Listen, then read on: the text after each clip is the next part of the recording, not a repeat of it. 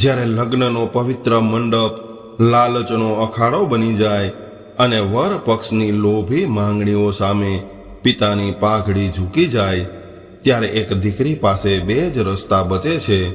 કાં તો આજીવન અન્યાય સહન કરવો અથવા સમાજના રૂઢિચુસ્ત બંધનોને તોડીને પોતાના આત્મસન્માન માટે અવાજ ઉઠાવવો.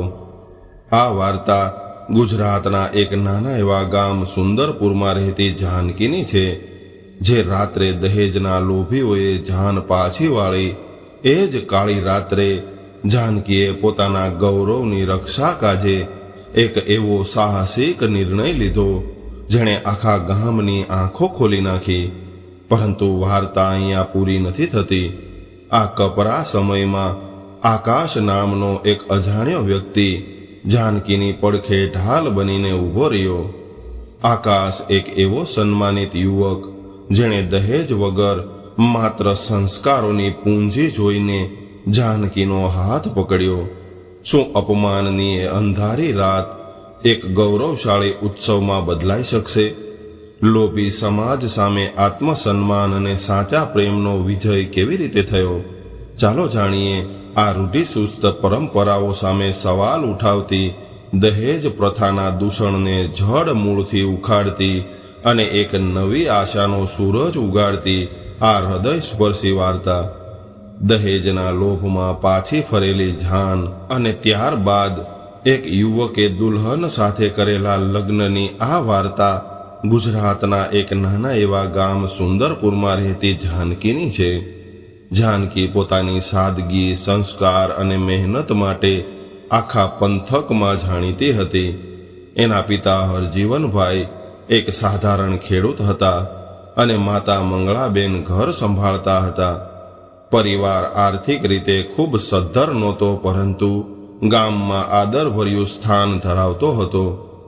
જાનકી બાળપણથી જ ભણવામાં તેજસ્વી હતી અને એનું સપનું હતું કે એ પોતાના માતા પિતાનું નામ રોશન કરે. પરંતુ ગામની પરંપરાઓના કારણે એનું ભણતર એક સીમા સુધી જ સીમિત થઈ ગયું અને ત્યારબાદ ઘરના લોકો એના લગ્નની ચિંતા કરવા લાગ્યા. સમય ધીરે ધીરે વીતવા લાગ્યો અને જાનકી લગ્ન યોગ્ય થઈ ગઈ. એટલે હરજીવનભાઈએ પોતાની દીકરી માટે સારા વરની શોધ શરૂ કરી દીધી. ઘણા બધા મૂર્તિયા જોયા. ક્યાંક છોકરો પસંદ ન આવ્યો તો ક્યાંક સામેવાળા લોકોની માંગણીઓ બહુ મોટી હતી. હરજીવનભાઈ હંમેશા એવું કહેતા કે તેઓ પોતાની દીકરીને એવા ઘરે મોકલવા માંગે છે જ્યાં એને દીકરી જેવું સન્માન મળે. આખરે એક દિવસ નજીકના શહેર રતનપુરથી એક સંબંધ આવ્યો. છોકરાનું નામ વૈભવ હતું. એના પિતા ખૂબ મોટા વેપારી હતા અને પરિવાર સમાજમાં પ્રતિષ્ઠિત ગણાતો હતો. જ્યારે બંને પરિવાર સાથે મળ્યા ત્યારે બધું જ ખૂબ સારું લાગ્યું. વૈભવે પણ જાનકીને પસંદ કરી અને જાનકીએ પણ પોતાના માતા પિતાની ખુશી જોઈને આ સંબંધ માટે હા પાડી દીધી. સગાઈ ખૂબ જ ધામધૂમથી કરવામાં આવી. આખા ગામમાં પેંડા વેચાયા અને હરજીવનભાઈને એવું લાગ્યું કે હવે એમની સૌથી મોટી જવાબદારી પૂરી થઈ જશે. પરંતુ એમને ખબર નહોતી કે આગળ એમના પરિવાર માટે કેવી કેવી કઠિન પરીક્ષા આવવાની છે. સગાઈ પછી ધીમે ધીમે વૈભવના પરિવારની અસલી વિચારધારા સામે આવવા લાગી. પહેલા એમણે ઈશારામાં એવું કહ્યું કે લગ્નમાં કંઈક ખાસ વ્યવસ્થા હોવી જોઈએ. ત્યારબાદ એવું કહ્યું કે સમાજમાં એમની મોટી પ્રતિષ્ઠા છે, એટલે જાનનું સ્વાગત પણ એ જ સ્તરનું થવું જોઈએ. હરજીવનભાઈ પોતાની શક્તિ પ્રમાણે દરેક માંગ પૂરી કરવાનો પ્રયાસ કરતા રહ્યા. એમણે પોતાની બચત કાઢીને થોડી જમીન ગીરવે મૂકી અને સગા સંબંધીઓ પાસેથી ઉધાર પણ લીધું. છતાં પણ એમને ચિંતા સતાવવા લાગી, કારણ કે માંગણીઓ પૂરું થવાનું નામ નહોતી લેતી. બીજી તરફ જાનકીને જ્યારે પણ આ વાતોની ખબર પડતી ત્યારે એનું મન બેચેન થઈ ઉઠતું. એ એના પિતાને એવું કહેતી કે જો સામેવાળા લોકો આટલી બધી માંગણીઓ કરી રહ્યા હોય તો આ સંબંધ બરાબર નથી. પરંતુ હરજીવનભાઈ એને એવું સમજાવતા કે લગ્ન એક જ વાર થાય છે અને સમાજમાં આબરૂ પણ જરૂરી હોય છે. આવું સાંભળીને જાનકી ચૂપ થઈ જતી, પરંતુ એના મનમાં ક્યાંક ને ક્યાંક એક ડર ઘર કરવા લાગ્યો હતો. દિવસો ધીરે ધીરે વીતવા લાગ્યા અને લગ્નની તારીખ નજીક આવતી ગઈ. આખા ગામમાં તૈયારીઓ શરૂ થઈ ગઈ. ઘરની દિવાલો પર રંગરોગાન થયું. આંગણામાં માંડવો રોપાયો. સંબંધીઓ ઘરે આવવા લાગ્યા અને ચારેય તરફ ઉત્સવનો માહોલ બની ગયો. મંગળાબેન પોતાની દીકરીની વિદાયના સપના જોઈ રહ્યા હતા અને હરજીવનભાઈ મનોમન ખર્ચની ચિંતામાં ડૂબેલા હતા. પરંતુ પોતાની દીકરીના ચહેરા પર ખુશી જાળવી રાખવા માટે તેઓ હંમેશા હસતા રહેતા. બીજી તરફ વૈભવનો પરિવાર સતત નવી નવી વાતો કરતો જતો. ક્યારેક મોંઘી મોંઘી ભેટ લેવાની ચર્ચા થતી, તો ક્યારેક ગાડીની વાત ઉપડતી. હરજીવનભાઈ દર વખતે હાથ જોડીને એવું કહેતા કે તેઓ એક ખેડૂત છે અને જેટલું શક્ય હશે એટલું ચોક્કસ કરશે. પરંતુ સામેવાળા લોકો એમની મજબૂરીને સમજવાના બદલે એને નબળાઈ સમજી રહ્યા હતા. લગ્નના થોડા દિવસ પહેલા જાનકીની મુલાકાત એની જૂની શાળાના એક કાર્યક્રમમાં આકાશ નામના યુવક સાથે થઈ. આકાશ પણ એ જ ગામનો રહેવાસી હતો અને હવે શહેરમાં એક શિક્ષક તરીકે નોકરી કરતો હતો. એ બાળપણથી જ જાનકીને ઓળખતો હતો અને એની મહેનત અને સારા સ્વભાવની હંમેશા પ્રશંસા કરતો. કાર્યક્રમ દરમિયાન બંને વચ્ચે થોડી વાતચીત થઈ અને આકાશે એવું અનુભવ્યું કે જાનકી પહેલા જેટલી ખુશ નથી. એણે કારણ પૂછ્યું તો જાનકીએ હસીને વાત ટાળી દીધી, પરંતુ એની આંખોમાં છુપાયેલી ચિંતા આકાશથી છુપાવી ન શકી. કાર્યક્રમ પૂરો થયો અને બંને પોતપોતાના રસ્તે જવા નીકળી ગયા, પરંતુ આકાશના મનમાં જાનકીની ઉદાસી વારંવાર આવતી હતી. આખરે લગ્નનો દિવસ આવી ગયો. સુંદરપુર ગામ રોશનીથી ઝળહળી ઉઠ્યું. ઢોલ શરણાઈના સૂર ગુંજવા લાગ્યા. સગા સંબંધીઓ ઉત્સાહમાં ડૂબેલા હતા. જાનકી દુલ્હનના પોશાકમાં ખૂબ સુંદર લાગતી હતી, પરંતુ એના મનમાં અજીબ પ્રકારની ગભરામણ હતી. એને એવું લાગતું હતું કે કંઈક ખોટું થવાનું છે. સાંજ થતાં જ સમાચાર આવ્યા કે જાન રતનપુરથી નીકળી ચૂકી છે. ગામના લોકો સ્વાગતની તૈયારીમાં લાગી ગયા. હરજીવનભાઈ વારંવાર વ્યવસ્થા જોઈ રહ્યા હતા, જેથી કરીને કોઈ ખામી ન રહી જાય. સાંજ થતાં જ જાન વાજતે ગાજતે ગામમાં આવી. બેન્ડના તાલે લોકો નાચી રહ્યા હતા અને શરૂઆતમાં બધું જ સામાન્ય હોય એવું લાગતું હતું, પરંતુ જેવું જ સ્વાગત વિધિ પૂરું થયું કે તરત જ વૈભવના પિતાએ હરજીવનભાઈને એક બાજુ બોલાવ્યા. એમના ચહેરા પર કઠોરતા હતી અને એમણે એવું કહ્યું કે લગ્ન મંડપમાં જતા પહેલા એક જરૂરી વાત નક્કી કરવી પડશે. હરજીવનભાઈ ગભરાઈ ગયા અને એવું પૂછ્યું કે શું વાત છે વેવાઈ? ત્યારે વૈભવના પિતાએ ચોખ્ખા શબ્દોમાં કહી દીધું કે એક નવી કાર અને મોટી રોકડ રકમ આપ્યા વગર આ લગ્ન નહીં થાય. આવું સાંભળતા જ હરજીવનભાઈના પગ નીચેથી જમીન સરકી ગઈ. એમણે હાથ જોડીને એવું કહ્યું કે તેઓ પહેલાથી જ પોતાની ક્ષમતા કરતાં પણ વધુ ખર્ચો કરી ચૂક્યા છે અને હવે આટલી મોટી માંગણી કેવી રીતે પૂરી કરવી? એમના માટે આ બધું અશક્ય છે. પરંતુ સામેવાળા લોકો પોતાની જીદ પર અડી રહ્યા. ધીમે ધીમે આ વાત બંને પરિવારો અને પછી આખા ગામમાં ફેલાઈ ગઈ. માહોલ બદલવા લાગ્યો. ખુશીની જગ્યા તણાવે લઈ લીધી. જાનકીના સગા સંબંધીઓએ સમજાવવાનો પ્રયાસ કર્યો. ગામના વડીલો પણ આગળ આવ્યા અને એમણે એવું કહ્યું કે લગ્ન કોઈ સોદો નથી હોતો, પરંતુ વૈભવના પિતા પર કોઈ પણ વાતની અસર ન થઈ. વૈભવ પણ ચૂપચાપ ઊભો રહ્યો અને એણે પોતાના પિતાના નિર્ણયનો વિરોધ ન કર્યો. આ જોઈને જાનકીનું દિલ તૂટી ગયું. એને સમજાઈ ગયું હતું કે જે માણસ આજે અન્યાય સામે અવાજ નથી ઉઠાવી શકતો, એ જીવનભર એનો સાથ કેવી રીતે આપશે? હરજીવનભાઈની આંખોમાં આંસુ આવી ગયા. એમણે પોતાની પાઘડી ઉતારીને સામે મૂકી દીધી અને એવું કહ્યું કે એમની આબરૂનો સવાલ છે, એટલા માટે કૃપા કરીને લગ્ન થવા દ્યો. છતાં પણ સામેવાળા લોકો ન માન્યા. આખરે એમણે જાહેરાત કરી દીધી કે જો એમની માંગણી પૂરી નહીં થાય તો જાન પાછી જશે. આવું સાંભળીને આખા ગામમાં સન્નાટો છવાઈ ગયો. મંગળાબેન રડવા લાગ્યા. સંબંધીઓ સ્તબ્ધ થઈ ગયા અને જાનકીના મનમાં જાણે તોફાન ઊભું થયું. એણે પોતાના પિતાને આવી રીતે અપમાનિત થતા જોયા તો એની આંખોમાં પણ આંસુ આવી ગયા.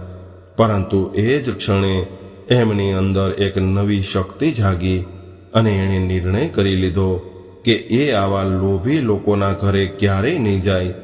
માંડવા પાસે પહોંચીને એણે બધા જ લોકોની સામે એવું કહ્યું કે જે ઘરમાં એના પિતાના સન્માનની કોઈ કિંમત ન હોય એ ઘરમાં હું વહુ બનીને નહીં જાઉં.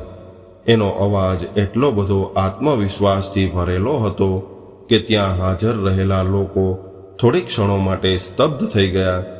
વૈભવે પણ કોઈ પણ જવાબ ન આપ્યો અને માથું ઝુકાવીને ઊભો રહ્યો. જાનકીએ લગ્નનો જોડો પહેરેલી હાલતમાં જ બધા જ લોકોની સામે સ્પષ્ટ કહી દીધું કે જો આ સંબંધ દહેજ પર ટકેલો હોય તો આ સંબંધ અત્યારે જ પૂરો સમજવો જોઈએ. ગામના લોકો એની વાત સાંભળીને ગદગદ થઈ ગયા. કેટલીય મહિલાઓની આંખોમાં ગર્વના આંસુ હતા, પરંતુ વૈભવના પરિવારને કોઈ ફરક ન પડ્યો. એમણે જાન પાછી લઈ જવાનો નિર્ણય કર્યો. થોડી જ વારમાં બેન્ડ વાજા બંધ થઈ ગયા. રોશની વચ્ચે એક અજીબ સન્નાટો ફેલાઈ ગયો અને જે જાન દુલ્હનને વિદાય કરાવવા આવી હતી એ લગ્ન કર્યા વગર જ પાછી વળી ગઈ. હરજીવનભાઈ સાવ ભાંગી પડ્યા હતા. એમને લાગતું હતું કે સમાજમાં હવે એમની મજાક ઉડશે. મંગળાબેન પોતાની દીકરીને ગળે લગાવીને રડતા હતા અને સંબંધીઓ સમજી નહોતા શકતા કે હવે શું કરવું. પરંતુ જાનકી પોતાના માતા પિતાને સંભાળવાનો પ્રયાસ કરી રહી હતી.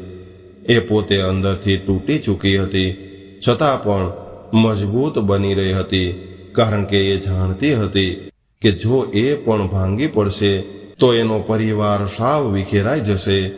આ સમય દરમિયાન ગામમાં જ હાજર આકાશને પણ આ ઘટનાની જાણ થઈ અને એ પોતાના કેટલાક મિત્રો સાથે લગ્નમાં હાજરી આપવા આવ્યો હતો.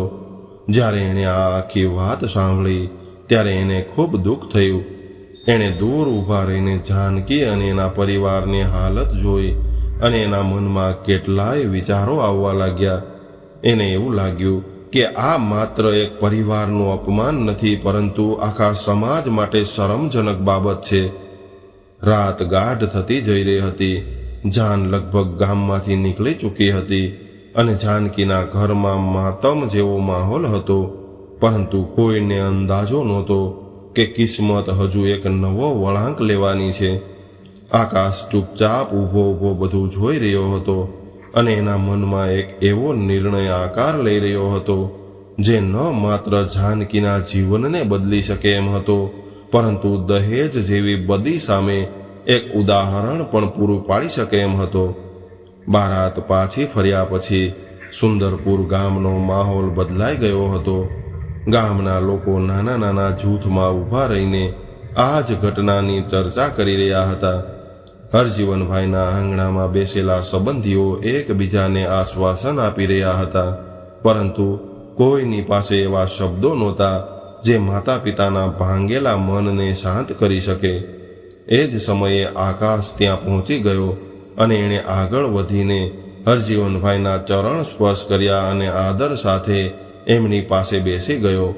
આકાશે શાંત અવાજે એવું કહ્યું કે જે થયું એ ખૂબ ખોટું થયું છે, પરંતુ એનો અર્થ એ નથી કે જાનકી કે તમારો પરિવાર સન્માન ગુમાવી ચૂક્યો હોય. ઉલટાનું આજે આખા ગામે જોઈ લીધું છે કે અસલી સન્માન કોની પાસે છે. આકાશની વાતો સાંભળીને હરજીવનભાઈની આંખો ભરાઈ આવી. આકાશે એમના ખભા પર હાથ મૂક્યો અને એવું કહ્યું કે ક્યારેક ભગવાન માણસને મોટી મુસીબત એટલા માટે જ બતાવે છે જેથી કરીને એને એનાથી પણ સારો રસ્તો મળી શકે. આવું સાંભળીને ત્યાં બેસેલા લોકો એની તરફ જોવા લાગ્યા, કારણ કે એના શબ્દોમાં એક અલગ જ મક્કમતા હતી. ધીમે ધીમે રાત વધુ વીતતી ગઈ, પરંતુ આકાશના મનમાં એક વિચાર સતત મજબૂત થઈ રહ્યો હતો. એ વર્ષોથી જાનકીને ઓળખતો હતો અને એના સંસ્કારોની પ્રશંસા કરતો હતો. આજે જે કંઈ પણ થયું એ જોઈને એનું મન વ્યાકુળ થઈ ઉઠ્યું હતું. એને લાગતું હતું કે જો એ આજે પણ ચૂપ રહ્યો તો કદાચ જીવનભર પસ્તાવો કરવો પડશે. થોડી વાર પછી આકાશ ગામના કેટલાક અગ્રણી વડીલોને એક બાજુ લઈ ગયો અને એમની સાથે લાંબી ચર્ચા કરવા લાગ્યો. પહેલા તો લોકો એની વાત સાંભળીને આશ્ચર્યચકિત થઈ ગયા. ત્યારબાદ ધીમે ધીમે એમનો ચહેરો ગંભીર થઈ ગયો. અડધા કલાકની વાતચીત થયા બાદ બધા જ વડીલો એક મત થઈને હરજીવનભાઈની પાસે ગયા. વડીલોમાંથી સૌથી ઉંમરલાયક વ્યક્તિએ આકાશ તરફ ઈશારો કરીને એવું કહ્યું કે આ યુવક જાનકીનું સન્માન કરે છે અને જો આપ સૌની સંમતિ હોય તો આ આકાશ જાનકી સાથે લગ્ન કરવા માંગે છે. આવું સાંભળતા જ ત્યાં હાજર રહેલા બધા જ લોકો સ્તબ્ધ થઈ ગયા. હરજીવનભાઈએ આશ્ચર્યથી આકાશ તરફ જોયું. આકાશે માથું નમાવીને એવું કહ્યું કે એ કોઈ ઉપકાર નથી કરી રહ્યો, પરંતુ પોતાના દિલની વાત કરી રહ્યો છે. એણે એવું કહ્યું કે એ જાનકીના સંસ્કારો અને એના સાહસનો આદર કરે છે, એટલા માટે એ કોઈ પણ દહેજ અથવા કોઈ પણ પ્રકારની શરત વગર એની સાથે લગ્ન કરવા માટે તૈયાર છે. આવું સાંભળીને કેટલાય લોકોની આંખોમાં ખુશીના આંસુ આવી ગયા. પરંતુ હરજીવનભાઈએ એવું કહ્યું કે સૌથી પહેલા જાનકીની ઈચ્છા જાણવી ખૂબ જરૂરી છે, કારણ કે જીવન એને વિતાવવાનું છે. ત્યારે બધા જ લોકોની નજર જાનકી તરફ વળી. જાનકી માટે આ ક્ષણ કોઈ સપના જેવી હતી. એણે ક્યારેય નહોતું વિચાર્યું કે આવી કઠિન પરિસ્થિતિમાં કોઈ વ્યક્તિ એના સન્માનને સૌથી ઉપર રાખીને એની સાથે ઊભો રહેશે. થોડી ક્ષણો સુધી એ ચૂપ રહી. ત્યારબાદ એને ધીમેથી કહ્યું કે જો એના માતા પિતાને આ સંબંધ સ્વીકાર્ય હોય અને જો આકાશ ખરેખર એને સન્માન અને બરાબરીનો હક આપતો હોય તો એને કોઈ વાંધો નથી. આવું સાંભળતા જ મંગળાબેનની આંખોમાંથી ખુશીના આંસુ વહેવા લાગ્યા અને હરજીવનભાઈની ઝૂકી ગયેલી ગરદન ગર્વથી સીધી થઈ ગઈ. ગામના લોકોમાં પણ ઉત્સાહ ફેલાઈ ગયો. ત્યારબાદ ગામના મંદિરના પૂજારીને ત્યાં બોલાવવામાં આવ્યા અને જે સંબંધીઓ થોડી વાર પહેલા દુઃખમાં ડૂબેલા હતા તેઓ હવે તૈયારીઓ કરવા લાગ્યા. માંડવાને ફરીથી શણગારવામાં આવ્યો, દીવડા પ્રગટાવવામાં આવ્યા અને બુઝાઈ ગયેલી રોશની ફરીથી ઝળહળી ઉઠી. જાનકીના ચહેરા પર પણ લાંબા સમય પછી હળવું સ્મિત દેખાયું. થોડા જ સમયમાં લગ્નની વિધિ શરૂ થઈ ગઈ. મંત્રોચ્ચારની વચ્ચે જાનકી અને આકાશે એકબીજાને વરમાળા પહેરાવી અને આખું વાતાવરણ તાળીઓના ગડગડાટથી ગૂંજી ઉઠ્યું.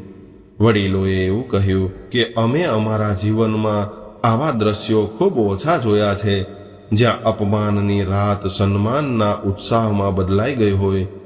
જ્યારે ફેરા શરૂ થયા ત્યારે હરજીવનભાઈ અને મંગળાબેનની આંખોમાંથી સતત આંસુ વહી રહ્યા હતા, પરંતુ આ વખતે આ આંસુ દુઃખના નહીં પરંતુ ખુશી અને ગર્વના હતા. ફેરા પૂરા થયા પછી આકાશે બધા જ લોકોની સામે ઊભા રહીને એક વાત કહી કે આજે જે કંઈ પણ થયું એ માત્ર એક લગ્ન નથી, પરંતુ એક સંદેશ છે કે કોઈ પણ દીકરીનું સન્માન દુનિયાની કોઈ પણ ધન દોલત કરતાં મોટું હોય છે, અને જે લોકો દહેજ માંગે છે તેઓ વાસ્તવમાં પોતાના જ સંસ્કારોની ગરીબી બતાવે છે. એની વાત સાંભળીને આખું ગામ તાળીઓથી ગૂંજી ઉઠ્યું. આ સમાચાર ધીમે ધીમે આસપાસના ગામોમાં પણ ફેલાઈ ગયા અને લોકો આ લગ્નની પ્રશંસા કરવા લાગ્યા. બીજી તરફ વૈભવ અને એનો પરિવાર જ્યારે પોતાના શહેર પહોંચ્યા ત્યારે એમને પણ આ ઘટનાની જાણ થઈ કે જે છોકરીને તેઓ અપમાનિત કરીને છોડી આવ્યા હતા એમણે થોડા જ કલાકો પછી એક સન્માનિત યુવક સાથે લગ્ન કરી લીધા છે. આ સાંભળીને એમને સમાજમાં ભારે ટીકાનો સામનો કરવો પડ્યો. લગ્ન પછી વિદાયની તૈયારી થવા લાગી, પરંતુ આ વિદાય પહેલા જેવી નહોતી. આ વખતે દુઃખની સાથે ગર્વ પણ હતું. જાનકીએ પોતાના માતા પિતાને ગળે લગાવ્યા અને એવું કહ્યું કે એ હંમેશા માટે એમના સંસ્કારોને યાદ રાખશે. હરજીવનભાઈએ એના મસ્તક પર વાલ કર્યું અને એવું કહ્યું કે આજે એમને પોતાની દીકરી પર પહેલા કરતાં પણ વધુ ગર્વ છે, કારણ કે એણે મુશ્કેલ સમયમાં આત્મસન્માન ન છોડ્યું. જ્યારે આકાશ જાનકીને લઈને ત્યાંથી નીકળ્યો ત્યારે આખા ગામે બંનેને ખૂબ આશીર્વાદ આપ્યા. બીજા દિવસે સવારે જ્યારે સુંદરપુર ગામમાં સૂરજનું પહેલું કિરણ ફેલાયું ત્યારે પણ આ જ લગ્નનું ઉદાહરણ અપાતું હતું. આકાશ અને જાનકીએ પોતાના નવા જીવનની શરૂઆત કરી દીધી હતી. આકાશનું ઘર ખૂબ મોટું કે વૈભવી નહોતું, પરંતુ ત્યાં પ્રેમ, આદર અને પોતાનાપણું ખૂબ હતું. આકાશની માતા શારદાબેન અને પિતા ગોવિંદભાઈએ જાનકીનું સ્વાગત પૂરા મનથી કર્યું અને એને વહુ નહીં પરંતુ દીકરીનું સ્થાન આપ્યું. લગ્નના શરૂઆતના દિવસોમાં આકાશ દરેક પગલે જાનકીની પડખે ઊભો રહ્યો. હવે જાનકીએ આકાશને એવું જણાવ્યું કે તે આગળ ભણવા માંગે છે અને કંઈક એવું કરવા માંગે છે જેથી બીજી છોકરીઓને પણ પ્રેરણા મળે.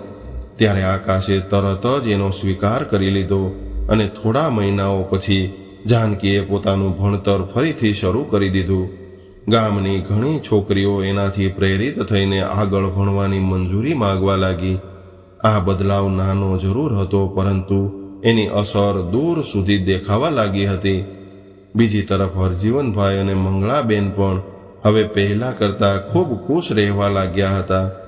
ધીમે ધીમે આસપાસના ગામોમાં પણ જાનકી અને આકાશની વાર્તા ફેલાઈ ગઈ અને કેટલીય સામાજિક સંસ્થાઓએ આ બંનેને પોતાના કાર્યક્રમોમાં બોલાવવાનું શરૂ કરી દીધું, જ્યાં તેઓ લોકોને દહેજ વિરુદ્ધ જાગૃત કરવા લાગ્યા. એક દિવસ જિલ્લા વહીવટી તંત્ર દ્વારા પણ બંનેનું સન્માન કરવામાં આવ્યું. મંચ પર જ્યારે જાનકીને સન્માન પત્ર આપવામાં આવ્યું ત્યારે એની આંખો સામે એ રાત તરી આવી જ્યારે જાન પાછી ફરી હતી અને એને એવું લાગ્યું કે ભગવાને એ કઠિન પરીક્ષાના બદલામાં એને એક નવો ઉદ્દેશ્ય આપી દીધો છે. બીજી તરફ વૈભવનો પરિવાર સતત ટીકાઓનો સામનો કરી રહ્યો હતો અને સમાજમાં એમની પ્રતિષ્ઠા રોળાઈ ગઈ હતી. વૈભવને પણ ધીમે ધીમે પોતાની ભૂલનો અહેસાસ થઈ રહ્યો હતો કે એ દિવસે જો એણે પોતાના પિતાનો વિરોધ કર્યો હોત તો કદાચ એનું જીવન અલગ હોત, પરંતુ હવે ખૂબ મોડું થઈ ગયું હતું. આકાશ અને જાનકીએ પોતાના જીવનને માત્ર ખાનગી ખુશીઓ સુધી જ સીમિત ન રાખ્યું. એમણે સાથે મળીને એક અભિયાન શરૂ કર્યું, જેમાં તેઓ ગામે ગામ જઈને લોકોને દહેજ પ્રથાના નુકસાન સમજાવવા લાગ્યા. જાનકીને સૌથી વધુ ખુશી ત્યારે મળી જ્યારે એક દિવસ એક છોકરી એની પાસે આવીને કહેવા લાગી કે એના લગ્ન માત્ર એટલા માટે ન તૂટ્યા કારણ કે તેણે જાનકીની વાર્તામાંથી હિંમત મેળવી હતી. એ દિવસે જાનકીની આંખોમાં ખુશીના આંસુ આવી ગયા. આ દરમિયાન આકાશને શહેરની એક મોટી શાળામાં આચાર્ય બનવાની તક મળી. એની મહેનત અને પ્રમાણિકતાની બધે જ પ્રશંસા થવા લાગી, પરંતુ એ ક્યારેય પોતાના ગામને નહોતો ભૂલ્યો. જાનકીએ પણ મહિલાઓ માટે એક શિક્ષણ કેન્દ્ર શરૂ કર્યું, જ્યાં એમને ભણાવવાની સાથે સાથે આત્મનિર્ભર બનાવવાના રસ્તા શીખવવામાં આવતા હતા. જે મહિલાઓ પહેલા ઘરની 4 દિવાલોમાં કેદ હતી, તેઓ હવે નાના મોટા વ્યવસાય શરૂ કરીને પોતાના પગ પર ઊભી રહેવા લાગી હતી. ધીરે ધીરે સમય વીતવા લાગ્યો અને એક દિવસ જાનકી અને આકાશના ઘરે એક દીકરીનો જન્મ થયો. આખા પરિવારમાં ખુશીની લહેર આવી ગઈ. આકાશે હસીને એવું કહ્યું કે દીકરી ઘરની રોનક હોય છે અને એને પણ એ જ સન્માન મળવું જોઈએ જે દીકરાને મળે છે. બંનેએ પોતાની દીકરીનું નામ આશા રાખ્યું, કારણ કે એ એમના જીવનમાં નવી આશા બનીને આવી હતી. સમયની સાથે સાથે એમની કહાની ખૂબ પ્રખ્યાત થઈ ગઈ. એક વર્ષે ગામમાં એક મોટો સમારોહ યોજાયો, જ્યાં એવા તમામ પરિવારોનું સન્માન કરવામાં આવ્યું જેમણે દહેજ વગર લગ્ન કર્યા હોય, અને આ સમારોહના મુખ્ય અતિથિ આકાશ અને જાનકી હતા. મંચ પર પહોંચીને જ્યારે જાનકીએ લોકોને સંબોધિત કર્યા ત્યારે એણે એવું કહ્યું કે દહેજ માત્ર પૈસાની લેવડ દેવડ નથી હોતી, પરંતુ એક વિચાર હોય છે, અને જ્યાં સુધી આ વિચાર નહીં બદલાય ત્યાં સુધી સમાજ પૂરી રીતે નહીં બદલાય. એણે એ પણ કહ્યું કે ક્યારેક જીવનની સૌથી મોટી હાર સૌથી મોટી જીતનો રસ્તો બની જાય છે. સમારોહ પૂરો થયા પછી આકાશ, જાનકી અને એમનો પરિવાર ઘરે પાછો આવ્યો. એ રાત્રે બધા જ લોકો આંગણામાં બેઠા હતા. આકાશમાં અગણિત તારાઓ ચમકી રહ્યા હતા. હરજીવનભાઈએ પોતાની દોહિત્રીને ખોળામાં લીધી અને ભાવુક થઈને એવું કહ્યું કે હવે એમને કોઈ પણ વાતનો ડર નથી, કારણ કે એમણે પોતાની આંખોથી જોઈ લીધું છે કે સચ્ચાઈ અને સન્માનનો રસ્તો કઠિન જરૂર હોય છે, પરંતુ અંતમાં જીત એની જ થાય છે. બધા જ લોકો હસવા લાગ્યા. જાનકીએ પોતાના પિતા તરફ જોયું અને એની આંખો કૃતજ્ઞતાથી ભરાઈ ગઈ, કારણ કે જો એના માતા પિતાએ એને સારા સંસ્કાર ન આપ્યા હોત તો કદાચ એ મુશ્કેલ રાત્રે એ સાચો નિર્ણય ન લઈ શકી હોત. આકાશે પણ એની તરફ જોયું અને બંનેની આંખોમાં એ જ વિશ્વાસ દેખાઈ રહ્યો હતો જેણે એમના સંબંધને મજબૂત બનાવ્યો હતો. એ રાત્રે બધાના દિલમાં એક એવો સંતોષ હતો જે ઘણા બધા સંઘર્ષોને પાર કર્યા પછી જ મળે છે. આ જ સંતોષ સાથે એમની વાર્તા એક સુંદર સંદેશ છોડતી રહી કે માણસની અસલી ઓળખ એના ધનથી નહીં પરંતુ ચરિત્રથી થાય છે. દીકરી કોઈ બોજ નહીં પરંતુ પરિવારનું ગૌરવ હોય છે, અને આત્મસન્માન સાથે લેવાયેલો એક સાહસી નિર્ણય આખા સમાજની દિશા બદલી શકે છે. સુંદરપુરની આ વાર્તા વર્ષો સુધી લોકોને પ્રેરણા આપતી રહી અને જાનકી તથા આકાશની સન્માન, પ્રેમ અને સામાજિક બદલાવની આ યાત્રા હંમેશા માટે અમર થઈ ગઈ. તો મિત્રો, આજની આ કહાની તમને કેવી લાગી કોમેન્ટ કરીને જરૂર જણાવજો. અને તમે કયા શહેર અથવા કયા ગામથી અમારી વાર્તાઓ સાંભળો છો એ ગામનું નામ અથવા શહેરનું નામ જરૂર લખજો, જેથી કરીને અમને ખબર પડે કે અમારી વાર્તાઓ ક્યાં ક્યાં સુધી પહોંચે છે. તો મિત્રો, વિડીયોને લાઈક કરવાનું ભૂલતા નહીં અને નવા હોય તો ચેનલને સબસ્ક્રાઇબ જરૂરથી કરજો. ફરી મળીએ એક નવી કહાની સાથે. ત્યાં સુધી બધા જ મિત્રોને હર હર મહાદેવ.